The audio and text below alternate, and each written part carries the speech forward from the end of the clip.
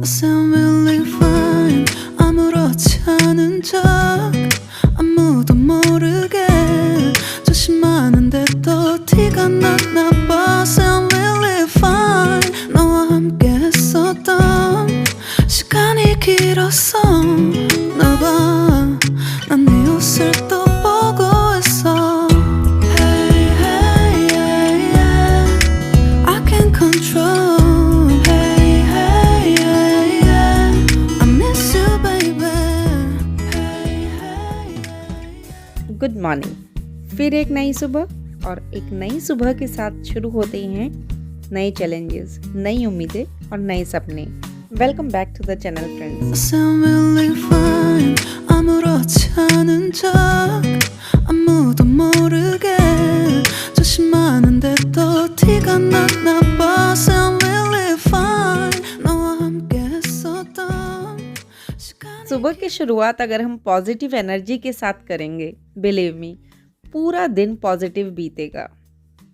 हो सकता है कुछ डिफ़िकल्टीज आए, कुछ चैलेंजेस फेस करने पड़े, पर अगर हम मेंटली बहुत स्ट्रांग होंगे तो मजाल कोई परेशानी हमें परेशान कर सके। स्टिल कई बार ना चाहते हुए भी हमें ऐसे लोगों से डील करना पड़ सकता है जो हमारे लिए बहुत नेगेटिव हैं।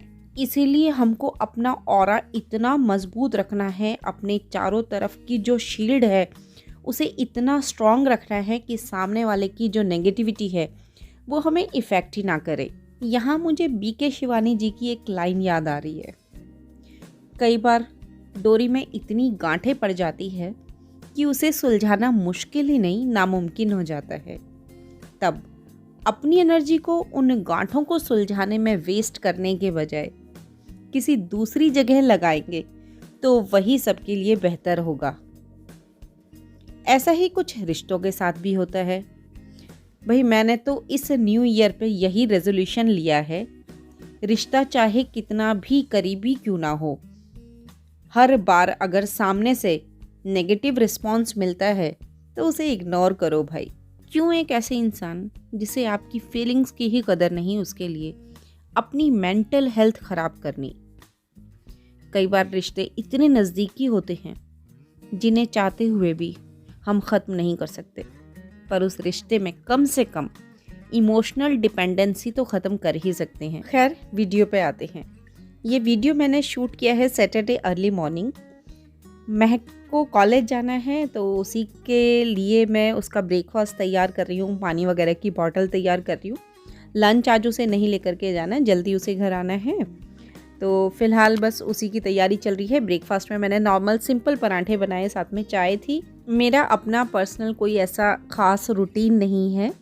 मॉर्निंग रूटीन की अगर मैं बात करूँ तो हर रोज़ सारा शेड्यूल बाकी फैमिली मेम्बर्स के रूटीन पर डिपेंड करता है। अगर उन्हें जल्दी जाना है तो जल्दी खाना बनेगा, जल्दी ब्रेकफास्ट बनेगा, जल्दी ही लंच बनेगा। अगर वो लोग घर पे हैं तो उसी हिसाब से फिर आगे के सारे काम होते हैं। तो फ़िलहाल ब्रेकफास्ट का काम निपटा के नीचे की साफ़ सफाई करके मैं आ गई ऊपर। कुछ पौधे मुझे रीपॉट करने थे। कॉलियस के पौधे कई दिन से आए हुए रखे थे, तो मेरे पास ये जो एक प्लांटर मैंने बनाया था DIY, इसी में मैंने लगा दिए हैं। 2 पौधे मैंने इसमें लगा दिए हैं और इसके अलावा 2 छोटे छोटे प्लांटर्स मैंने जो बनाए थे टाइल ग्राउट से, उसमें मैंने ना 2 छोटी छोटी कटिंग लगा दी हैं जेड की। जेड एक अकेला ऐसा पौधा है मेरे घर में जिसकी मैंने सबसे ज़्यादा कटिंग्स लगाई हैं, सबसे ज़्यादा प्रोपेगेट किया है। दूसरे नंबर पे है snake plant, but snake plant के प्रोपेगेशन में ना टाइम ज़्यादा लग जाता है, 2 से 4 महीने तक लग जाते हैं। जबकि जेड है ये कुछ दिनों के अंदर ही इसकी लीव्स दिखाई देने लगती हैं। तो ये भी मैंने कटिंग से ही लगाया था और इसमें देखिए आप छोटी छोटी लीव्स आनी स्टार्ट हो गई हैं। तो इसको भी मैंने इन 2 छोटे छोटे प्लांटर्स में लगा दिया और जो एक्स्ट्रा लीव्स थी वो मैंने निकाल दी हैं और उसको ना मैंने वापस से सेम उसी पुराने वाले बड़े प्लांटर में डाल दिया। इसमें क्या होता है, लीव्स से भी नए प्लांट्स आ जाते हैं। तो जेड एक ऐसा प्लांट है जो स्टेम से भी प्रोपेगेट हो जाता है और लीव से भी। जब बच्चे बहुत छोटे होते हैं तो कम्प्लीटली हमारे ऊपर, मतलब हम मदर्स के ऊपर स्पेशली डिपेंडेंट होते हैं। उनकी हर ज़रूरत हम पे शुरू होती है और हम पर ही ख़त्म हो जाती है। बट जैसे ही वो थोड़ा बड़े होते हैं, स्पेशली जब वो कॉलेज जाने लगते हैं, उनकी कॉलेज लाइफ स्टार्ट होती है, उसके बाद क्या होता है वो काफ़ी हद तक मैच्योर्ड हो जाते हैं, इंडिपेंडेंट होने लगते हैं, अपने लिए सही और गलत की पहचान उन्हें होने लगती है। बस यहाँ से हम मदर्स को थोड़ा सा रिलैक्सेशन मिलना स्टार्ट हो जाता है और अब ज़रूरत पड़ती है अपने लिए थोड़ा सा टाइम निकालने की। अपनी हॉबीज़, अपने पैशन अब याद आने लगते हैं, जिसमें हमें खुशी मिले वो काम करने का मन करता है। मैं अपनी बात करूं तो जैसे किचन में कुछ अच्छा सा कुक कर लिया, कुछ अलग हटके कुक कर लिया, या कोई अपना मनपसंद DIY बना लिया, या फिर घर का कोई एक कोना पकड़ा और उसे क्लीन, ऑर्गेनाइज या फिर डेकोरेट कर लिया। इसी में सुकून मिल जाता है। या फिर अपनी पसंद की कोई बुक अगले 2-3 घंटे के लिए पढ़ लो, तो वो तो बस परम आनंद है। विंटर्स में प्लांट्स की देखभाल करना एक काफ़ी बड़ा चैलेंज है। मेरे सारे प्लांट्स हैं, इनकी ये पहली सर्दियां हैं क्योंकि गर्मियों में मैंने इन्हें लगाया था, और इनमें से ना अब क्योंकि सर्दियां बहुत ज़्यादा हैं, टेम्परेचर बहुत कम है और उसके अलावा फॉग भी है, तो काफ़ी जो लीव्स हैं वो सूख जाती हैं। तो टाइम टू टाइम उन सबको साफ़ करना, ओवर वाचिंग ना हो इस चीज़ का ध्यान रखना, तो ये सब चीज़ें काफ़ी टाइम टेकिंग होती हैं। ठंड बहुत ज़्यादा है, आप देखेंगे मेरे बैक साइड में फॉग है अभी सुबह सुबह बहुत ज़्यादा, और सूर्य देवता तो पता नहीं कब के कब निकलेंगे। फ़िलहाल यहाँ पर मैं साफ़ कर रही हूँ पिजन ड्रॉपिंग्स को। आसपास में कुछ लोग दाना डाल देते हैं, डालते तो वो लोग चिड़िया के लिए है, बट चिड़िया तो इक्का दुक्का ही दिखाई देती है।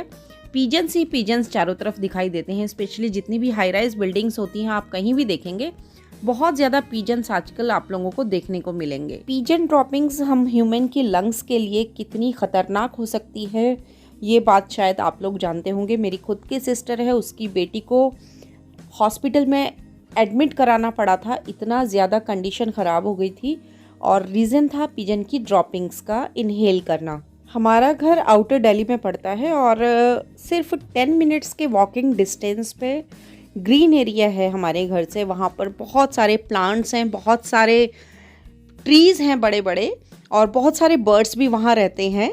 अगर कोई चाहे तो सिर्फ 10 मिनट पैदल चलकर जाए और वहाँ पर जितना भी दाना या अनाज डाल करके आना है वहाँ डाल सकते हैं, बट अब कौन समझाए। खैर वीकली मुझे अब इस तरीके से यहाँ सारी डीप क्लीनिंग करनी पड़ती है, जिसमें लगभग मेरे 1 से 1.5 घंटा लग जाता है एक्स्ट्रा। बट क्या होता है, जैसे ही मैं अपने पौधों के पास आती हूँ ना, तो यहाँ आते ही ना तो सर्दी का एहसास होता है ना ठंड का। और आप लोगों ने देखा ही होगा, इसी तरह गर्मियों में भी यहाँ मैं कई कई घंटे बिता लेती थी।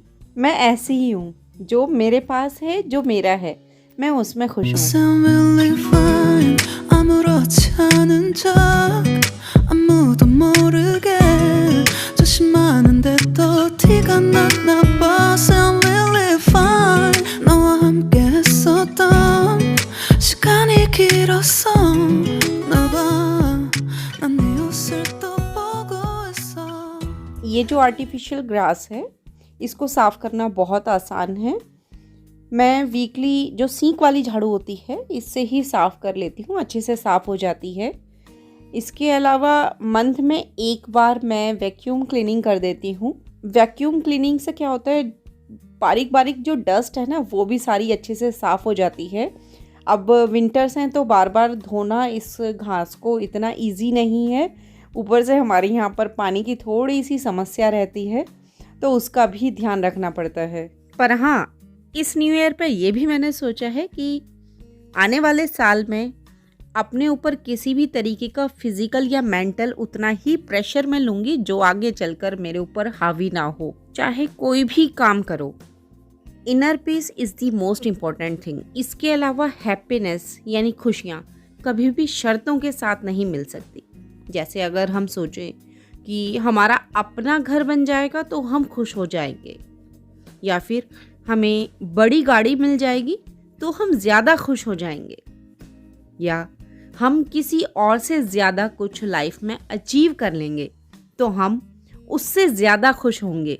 ये कम्प्लीटली एक मिथ है, क्योंकि हम इन सब चीज़ों को अचीव करने के चक्कर में अपनी बहुत सारी खुशियाँ और पीस ऑफ माइंड तो पहले ही गंवा चुके होंगे। पर इसका ये कतई मतलब नहीं है कि हम लोग मेहनत करना बंद कर दें या लाइफ में कुछ अचीव करने के लिए हम एफर्ट्स करना बंद कर दें। इसीलिए कहते हैं लाइफ में बैलेंस का होना बहुत ज़रूरी है। हम अगर हफ्ते में 5 दिन या 6 दिन जम के काम करते हैं तो 1 या 2 दिन हम एंजॉय भी कर सकते हैं, पर वो एंजॉयमेंट अपने लिए होना चाहिए, ना कि दूसरों के लिए। किसी फलां व्यक्ति ने न्यू ईयर की पार्टी किसी बड़े होटल या क्लब में मनाई, तो हमें इन चीज़ों से कोई फ़र्क नहीं पड़ना चाहिए। हमें किस चीज़ में खुशी मिलती है, हमें इस पे फोकस करना चाहिए। शायद आप में से काफ़ी लोगों ने सुना होगा, एक कंसेप्ट होता है आमर फाटी या फिर आमर फाटी फिलॉसफी। इसका मतलब होता है लव ऑफ फेट, मतलब जीवन में जो भी अनुभव हो, अच्छे या बुरे, उन्हें पॉजिटिवली देखना। मतलब कहते हैं ना, जो हुआ अच्छा ही हुआ। जैसे कुछ गलत भी हुआ हो तो शायद उसमें कोई अच्छाई छिपी हो। तो एक तरह से जीवन के प्रति पॉजिटिव पर्सपेक्टिव रखना। आप लोगों को आमर फाटी का अपनी पर्सनल लाइफ का एक एग्जाम्पल बताती हूँ। मेरे फादर इन लॉ 4 भाई हैं। मेरे फादर इन लॉ एक बहुत ही नॉर्मल सी साधारण सी जॉब करते थे, प्राइवेट जॉब थी। और इधर रविंदर जी थे, इनका पढ़ाई में शुरू से इनकी रुचि थी। जब प्रॉपर्टी के हिस्से हुए, जो मेरे फादर साहब के फादर थे, जब उन्होंने जो प्रॉपर्टी के हिस्से किए तो कुछ ऐसे हालात बने कि सिर्फ जो बाकी 3 भाई थे सारी प्रॉपर्टी उन लोगों ने रख ली और मेरे फादर साहब को कुछ भी नहीं मिला। तो जो मेरे हस्बैंड हैं रविंदर जी, इन्होंने सारा स्ट्रगल अपने फादर का देखा था कि किस तरीके से एक प्राइवेट जॉब है और उसके बाद फिर कुछ भी हेरिडिटी में नहीं मिला है, सब चीज़ें खुद से अचीव की हैं, अपना घर, अपना मकान और बाकी बहुत सारी चीज़ें, बहुत सारे खर्चे हो जाते हैं। तो इन्होंने जो वो स्ट्रगल देखा तो तब इन्होंने सोच लिया था कि लाइफ में कुछ बड़ा करना है। उस टाइम इस गांव में ना बहुत अच्छे स्कूल थे, ना कोचिंग की ऐसी कोई फैसिलिटीज़ थी, और सच बताऊं तो आपको फाइनेंशियल कंडीशन भी इतनी अच्छी नहीं थी कि अच्छे से जो चार्टर्ड अकाउंटेंसी का कोर्स इन्होंने किया है उससे रिलेटेड बुक्स ले सकें या उससे रिलेटेड कोई बड़ी कोचिंग बाहर शहर में जा कर के ले सके। बट क्योंकि इन्होंने अपने फादर का स्ट्रगल देखा था तो इन्हें पता था कि कुछ तो हाथ पैर मारने पड़ेंगे। तब इन्होंने सेल्फ स्टडी पे फोकस किया और लाइब्रेरीज़ जो होती थी वहाँ पर जा कर के ये बाहर पढ़े, वहाँ से बुक्स बोरो की और इस तरीके से इन्होंने जो अपनी सीए की, पहले इन्होंने किया था एमकॉम, उसके बाद फिर ICWA किया, कोस्ट अकाउंटेंट्स जो होते हैं, उसके बाद इन्होंने चार्टर्ड अकाउंटेंसी की, इसी तरीके से पढ़ाई कंप्लीट की। और इन सब चीज़ों के साथ साथ ही इन्होंने कंपनी सेक्रेटरी का कोर्स भी स्टार्ट कर दिया था। बट यहाँ पर अपनी पढ़ाई के साथ साथ इन्होंने क्या किया, अपने से छोटे बच्चों को कोचिंग देना स्टार्ट किया और यहाँ से हमारी जो कोचिंग की जर्नी है वो स्टार्ट हुई। तो अब रविंदर जी यही बात बोलते हैं, अगर शायद उस टाइम पर वो हेरिडिटरी प्रॉपर्टी मिल जाती और अपने फादर का इतना स्ट्रगल उन्हें देखने को ना मिलता तो शायद कभी भी उस टाइम पर इतने कम संसाधनों में चार्टर्ड अकाउंटेंसी जैसी पढ़ाई के बारे में वो यहाँ रहते हुए कभी भी नहीं सोच सकते थे। खैर सीए या सीएमए की डिग्री 2 एकेडमिक डिग्री भर नहीं थी, उनके साथ साथ रविंदर जी को सोसाइटी में जो मान सम्मान मिला वो भी बहुत मायने रखता था। यहाँ राहत इंदौरी साहब का एक शेर याद आ रहा है, जुगनुओं ने फिर अंधेरों से लड़ाई जीत ली, चांद सूरज घर के रोशनदान में रखे रहे। तो ऊपर का सारा काम ख़त्म करके मैं आ गई हूँ फ़िलहाल नीचे और यहाँ पर अभी मैं काट रही हूँ फ्रूट्स। पापा को देते हैं हम फ्रूट्स इस टाइम पे, एक्चुअली वो है डायबिटिक, तो वैसे हम उनको ऑलमोस्ट सारे ही फ्रूट्स दे देते हैं। कुछ फ्रूट्स हैं जैसे कि बनाना, अंगूर, इन फ्रूट्स का हम थोड़ा सा परहेज़ रखते हैं, अदरवाइज़ उनको सारे ही फ्रूट्स मतलब एक मॉडरेट क्वांटिटी में हम दे देते हैं। पपाया या चीकू है या फिर कीवी है, ये चीज़ें डायबिटीज़ में इतना नुकसान नहीं देती। हालांकि कुछ फल हैं जैसे कि अनार वगैरह हैं, वो हम थोड़ा सा लिमिट में ही देते हैं। बाकी जो सीज़न के फ्रूट्स हैं वो तो ज़रूर खाते हैं हम लोग, खाने भी चाहिए। बस अब इसके बाद मैंने अपना जो भी नहाना धोना था अपना वो काम निपटाया, पूजा की और लगभग 12 बजे के आसपास का टाइम हो गया था। ब्रेकफास्ट वगैरह हम लोगों ने कर लिया था सभी ने, और लंच में मैंने आज बनाए थे कड़ी चावल। और ये ना रज़ाई में यही दिखा रही हूँ कि अब तो सारा दिन खुली ही रहती है। ठंड बहुत है, लेकिन क्या है, ठंड है लेकिन ना खुद को कवर करके रखो। मैं तो खैर खुद ज्यादा ही ध्यान रखती हूँ, ठंड मुझे लगती भी बहुत जल्दी है। तो कैप है, उसके अलावा दो मैंने यहाँ पर डाली हुई है। इनर तो ये मैं नहीं डालती घर में, कहीं बाहर आना जाना हो तभी डाल पाती हूँ। घर में ना फिर काम नहीं होता, शरीर अगर थोड़ा सा हाथ ना काम नहीं करते, चलता नहीं है हाथ, बर्तन धुलने पड़ते हैं जब। तो फिलहाल फिर भी मैंने ना वुलन कुर्ती डाली हुई है। अब तो मैं यही डाल के रखती हूँ, वुलन कुर्ती है। उसके बाद ये एक बहुत गर्म स्वेटर है और वुलन ही लेगिंग डाल रखी है, साथ में गर्म जुराबे हैं। तो अपने आप को अच्छे से कवर करो और काम में लग जाओ, तो पता ही नहीं चलता ठंड का। और जितना ज्यादा हम सोचेंगे ना कि हाँ ठंड बहुत है, अंदर कंबल में रजाई में घुसे रहो, आग जला के बैठे रहो या फिर रूम हीटर चला के बैठे रहो, तो उतनी ज्यादा ठंड परेशान करती है। अभी फिलहाल चाय पीते हैं। तो दोस्तों आज का ये वीडियो मैं यहीं पर ख़त्म करती हूँ। उम्मीद करती हूँ आज का वीडियो आप लोगों को ज़रूर पसंद आया होगा। पसंद आए तो कमेंट बॉक्स में अपना फीडबैक ज़रूर दें। फिर मिलते हैं एक नए वीडियो के साथ, तब तक के लिए good bye and take care.